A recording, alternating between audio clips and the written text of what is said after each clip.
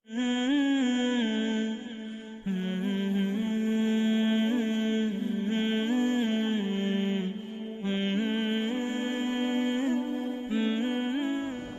الحمد لله نحمده ونستعينه ونستغفره ونعوذ بالله من شرور أنفسنا وسيئات أعمالنا من يهده الله فلا مضل له ومن يضلل فلا هادي له وأشهد أن لا إله إلا الله وحده لا شريك له وأشهد أن محمدا عبده ورسوله اللهم صل وسلم وبارك على نبينا محمد وعلى آله وصحبه أجمعين. وبعد فيا عباد الله فإني أوصيكم ونفسي بتقوى الله فقد قال سبحانه أعوذ بالله من الشيطان الرجيم بسم الله الرحمن الرحيم يا أيها الذين آمنوا اتقوا الله حق تقاته ولا تموتن إلا وأنتم مسلمون يا أيها الناس اتقوا ربكم الذي خلقكم من نفس واحدة وخلق منها زوجها وبث منهما رجالا كثيرا ونساء واتقوا الله الذي تساءلون به والأرحام إن الله كان عليكم رقيبا يا أيها الذين آمنوا اتقوا الله وقولوا قولا سديدا يصلح لكم أعمالكم ويغفر لكم ذنوبكم ومن يطع الله ورسوله فقد فاز فوزا عظيما. أعزائي وأحبائي جماعة صلاة Jumat yang dirahmati Allah. Allah adalah pemberi kehidupan. Allah juga yang menyediakan segala keperluan dan fasilitas kehidupan untuk makhluknya. Dialah tempat bergantung semua makhluk, sadar atau tidak sadar. Makhluk yang sadar yang paling utama adalah Bani Adam, Bani Insan. Sepantasnya lah manusia tidak boleh melepaskan diri dari Allah sedetik pun. Tarfat ain, kata Rasulullah, sekedip mata pun jangan terputus hubungan dengan Allah Subhanahu wa ta'ala. Bagaimanapun kesibukan yang kita hadapi dalam kehidupan ini penuh dengan berbagai aktivitas dan rutinitas keseharian, namun kita sebagai hamba Allah tidak boleh memutuskan hubungan dengannya. Agar selalu terpelihara relasi dan koneksi kita dengan Sang Pencipta, maka disyariatkan di dalam agama kita untuk melakukan yang pertama, salat. Yang kedua, zikir. Yang ketiga, doa. Yang keempat, tilawatul Quran, membaca Quran.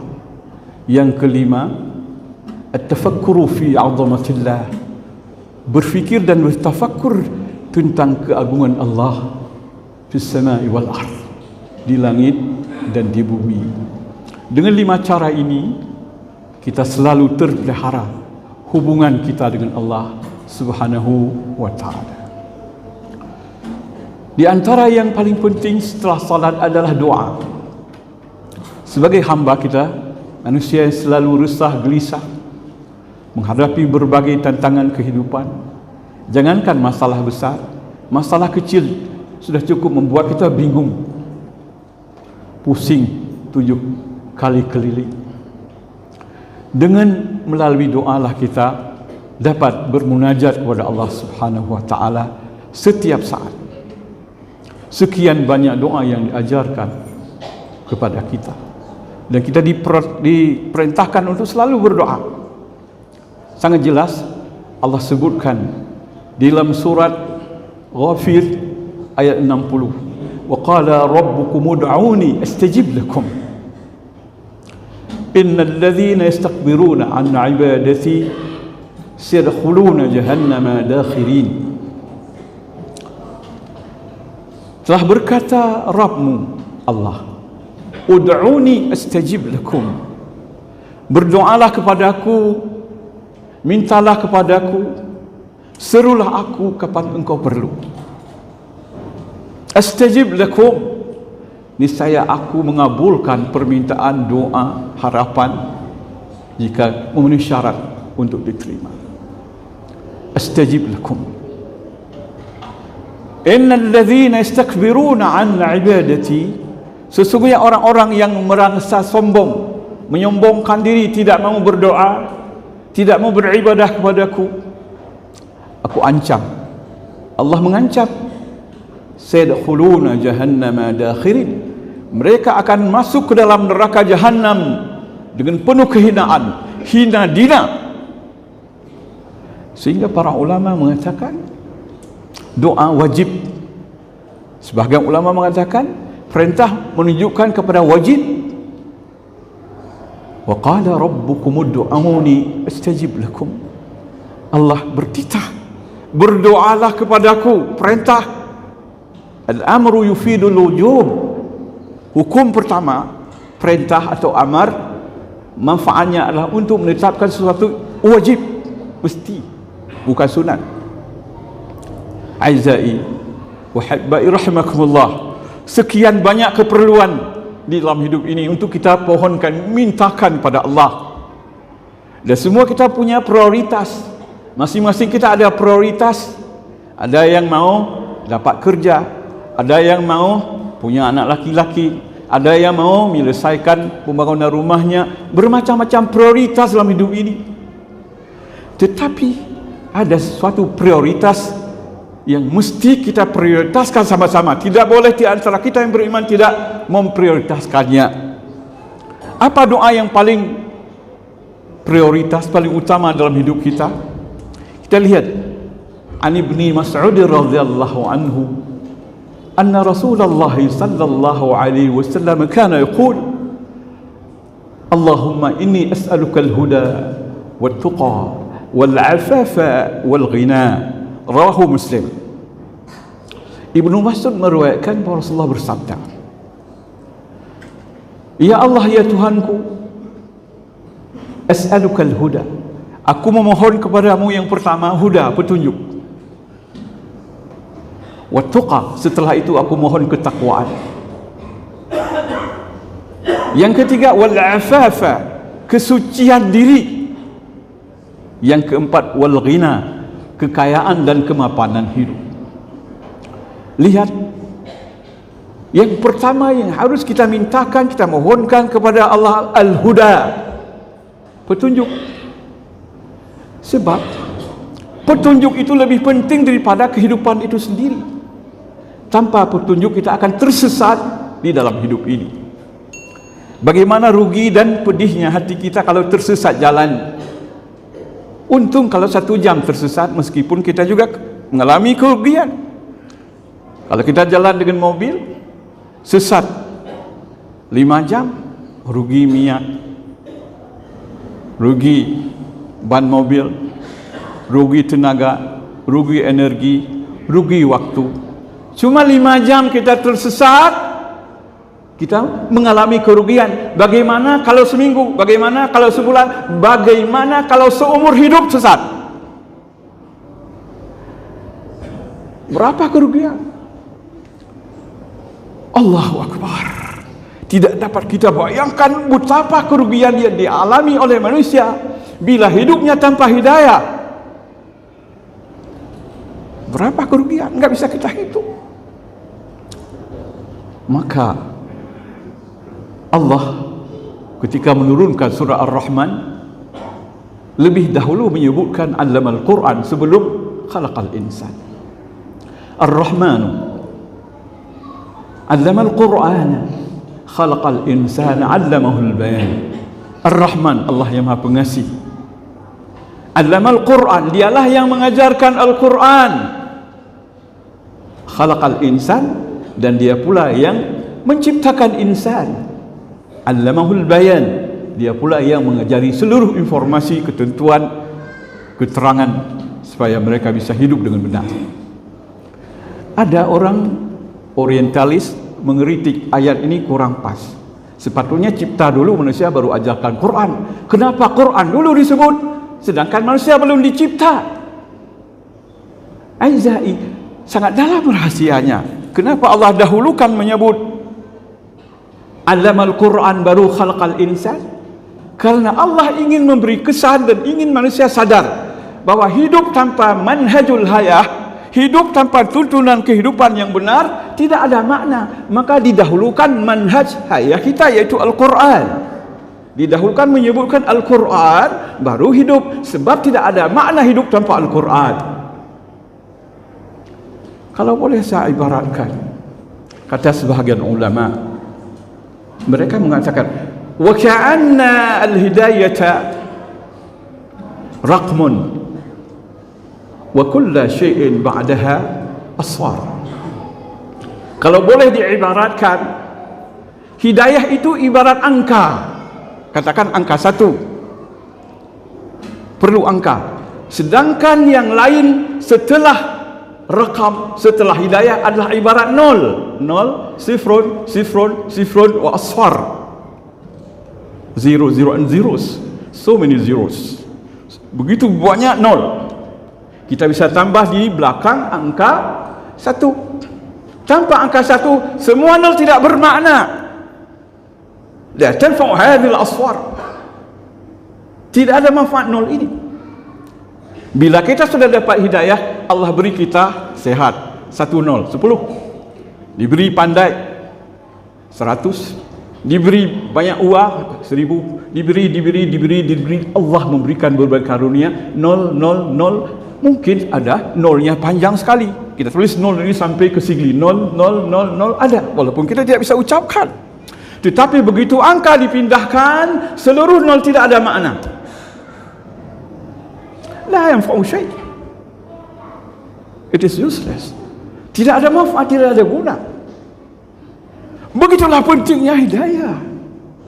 Maka di dalam hidup ini Rasulullah mengajarkan kepada kita yang pertama, Allahumma inni as'alukal huda. Baru ketakwaan, tuqa. Baru al-afaf, kesucian diri. Wal ghina, dan kekayaan. Kepandaian, kemegahan, kemuliaan duniawi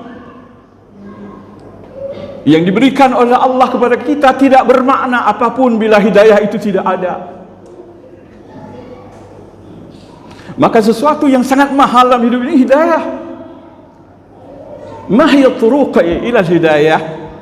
Jadi kalau begitu, apa jalan menuju hidayah? Inilah yang saya ingin uraikan dalam kunjungan saya ke Usmami hari ini, hari Jumat, nanti sore, nanti malam, besok pagi. Jalan menuju hidayah yang pertama sekali dan tidak akan habis beberapa kali ialah ma'rifatullah, mengenal Allah. Allah memperkenalkan dirinya melalui ayat-ayat. Dan Allah telah membatasi. Kita dapat hidayah dengan memperhatikan ayat-ayatnya. Mari kita lihat surah An-Nahl ayat 104. Innal ladzina la yu'minuna bi ayatillahi la yahdihimullahu wa lahum 'adzabun alim. Sesungguhnya orang-orang yang tidak beriman kepada ayat-ayat Allah, la yahdihimullah, Allah tidak akan pernah memberi hidayah kepada orang itu. Walahum azabun alim, dan mereka akan menerima azab yang paling pedih dalam hidup ini dan dalam kehidupan berikutnya. Seakan-akan hadirin yang dimuliakan Allah, Allah membatasi gerak kita untuk mencapai hidayah, mencapai pedoman hidup yang benar, kecuali melalui kita memahami ayat-ayatnya. Ayat Allah banyak sekali. Mungkin kita dapat bagi sampai 6 atau 5. Hari ini saya ingin menguraikan 2 kalau sempat. Kalau tidak cukup 1. Ayat pertama ialah al-ayatul Qur'aniyah, ayat-ayat Quran. Yang kedua al-ayatul kauniyah, ayat-ayat yang ada dalam alam semesta raya ini. Quran ayat yang diturunkan, al-ayatul muhah yang diwahyukan, al-ayatul munazzalah yang diturunkan. Kita baca, kita lihat fil Quran. Kemudian ada ayat al-ayatul qauniyah. Al-ayatul qauniyah, ayat-ayat kosmis yang ada dalam alam raya ini. Dia al-ayatul makhluqah yang dibuat oleh Allah. Mujadah yang diadakan oleh Allah, sebelumnya tidak ada. Al-mukhtara'ah yang diciptakan oleh Allah. Bumi, matahari, bulan dan seluruh planet yang ada. Apa yang ada di langit dan di bumi itu semua ayatullahil mujadah. Ayat Allah yang diadakan, yang dicipta, bukan diturunkan. Jadi kita lihat dan kita baca di dalam alam ini. Dia ada sistem yang sangat rapi dibuat oleh Allah yang menunjukkan dia itu memang ciptaan Allah Subhanahu wa taala. Kalau kita tahu bahasa mereka, sejak sebutir pasir yang kecil yang mungil di muka bumi ini sampai bermiliar bintang, planet dan galaksi di atas, bermiliar, bertriliun miliar. Semuanya kalau kita bisa dengar mengatakan Allahu khaliqi, Allah penciptaku, Allah yang menciptaku. Aizai wa hibbai rahimakumullah. Ayat yang pertama ialah ayat Al-Quran, al-ayatul Quraniyah. Melalui ayat Al-Quran kita mengenal Allah. Melalui Al-Quran kita dapat hidayah. Hidayah pertama ialah mengenal Allah. Allah memperkenalkan dirinya kepada kita melalui ayat-ayat Al-Quran, ditambah dengan sabda dari Rasulullah junjungan kita sallallahu alaihi wasallam. Coba kita lihat beberapa ayat kalau sempat saya bacakan. Pertama, di dalam surat Taha ayat 14 Allah berfirman, Innani anallahu la ilaha illa ana fa'budni wa aqimus salata li dhikri. Innani anallah, sesungguhnya diriku, inilah aku yang bernama Allah. Huwallazi arrafa nafsahu bikum, dialah sendiri yang perkenalkan dirinya kepada anda. Jadi anda jangan susah-susah mengenal Allah. Ambil ayatnya, baca, tambah dengan sabda Rasulnya, Innani anallah, sesungguhnya aku inilah yang bernama Allah. La ilaha illa ana, tidak ada sesembahan apapun yang berhak disembah illa ana, kecuali diriku. Fa'budni, karena itu beribadahlah kalian engkau kepadaku. Wa aqimus salata li dzikri, dan dirikanlah salat untuk mengingatku. Di sini Allah sendiri memperkenalkan namanya Allah. Innani anallah. Lalu yang kedua, la ilaha illa ana. Beliau membantah jenis Tuhan apapun. Jenis Tuhan apapun dibantah oleh Allah, tidak ada. Lalu dia menetapkan kecuali diriku. Dinafikan lalu diisbatkan. Ditolak seluruh jenis Tuhan, ditetapkan yang ada hanya diriku. Kalian sudah tahu? Sekarang aku beri taklif, aku beri tugas. Fa'budni. Kalau kalian sudah kenal aku, sekarang beribadah kepadaku. Ibadah sangat banyak. Ibadah rutin kita, wa aqimus salata li dzikri. Dirikanlah salat untuk mengingatku. Jadi di sini Allah mengajarkan kepada kita setelah kita mengenal dirinya untuk beribadah kepadanya. Sangat umum ibadah. Tapi media khusus, sarana yang paling utama bagi seorang hamba untuk berhubungan dengan Allah, untuk selalu dekat hati dan jiwanya dengan Allah, ialah melalui salat. Aqimus salata li dzikri. Dirikanlah salat agar dapat kalian mengingat diriku. Sangat singkat. Aizai wa hibbai rahimakumullah. Ayat yang kedua ialah al-ayatul qauniyah, cosmic verses. Ayat-ayat tentang alam raya ini. Langit, bumi dan segala isi langit dan bumi adalah bukti ada yang mengadakannya. Sesuatu yang paling ringan dan paling tidak bermakna, katakanlah sebatang pensil atau pena, Pasti tidak akan ada pena atau pensil itu tanpa ada orang yang buatnya. Kalau ada orang yang meyakini pensil atau pena itu ada sendiri tanpa ada yang mengadakan, pasti orang itu tidak waras. Bagaimana kalau ciptaan Allah yang sangat luas dalam alam raya ini? Allah sebutkan, inna fi khalqis samawati wal ardi wa ikhtilafil laili wan nahari la ayatin li ulil albab. Sesungguhnya dalam penciptaan langit dan bumi dengan segala isinya, bertukar antara siang dan malam, sungguh terdapat tanda-tanda kebesaran Allah bagi orang-orang yang berakal. Aizai yuhibba irhamakumullah, kalau kita pelajari tentang alam raya ini, sungguh kita tercengang heran. Di bumi aja enggak cukup waktu kita pelajari. Ada 5 juta spesies organisme hidup di dalam bumi, belum dalam udara, belum di angkasa. Allahu Akbar. Sebesar-besar apa ciptaan Allah di atas? Saya baca dalam sebuah kitab ditulis, wa min al-majarrat wa ba'd al-majarrat al-muktashafat hadithan. Ada sebahagian galaksi yang diketahui baru-baru ini, kumpulan bintang dan planet galaksi, tab'udu 'anil ardh, jauh dari bumi berapa? 20 miliar sanatin dha'iyyah. Jauh dari bumi sebahagian galaksi di atas 20 miliar tahun cahaya. 20 miliar tahun cahaya. Cahaya dalam satu detik, cahaya itu kecepatannya adalah 300.000 kilometer per detik. 300.000 kilometer per detik kecepatan cahaya. Ini 20 miliar tahun cahaya. Sejauh apakah? Ya Allah, ya Ghaffar, ya Aziz, ya Ghaffar. Sejauh apakah? Dan ada sebahagian an-nujum, sebahagian bintang, di rasi-rasi bintangnya, di ba'd al-abraj, di sebahagian rasi bintangnya, besarnya luar biasa. Kalau kita masukkan matahari dan bumi dan daerah antara langit dan bumi, bisa masuk ke dalamnya. Sebesar apakah matahari itu? Dibandingkan dengan bumi, matahari 1.300.000 kali lebih besar. 1.300.000 kali lebih besar matahari pada bumi.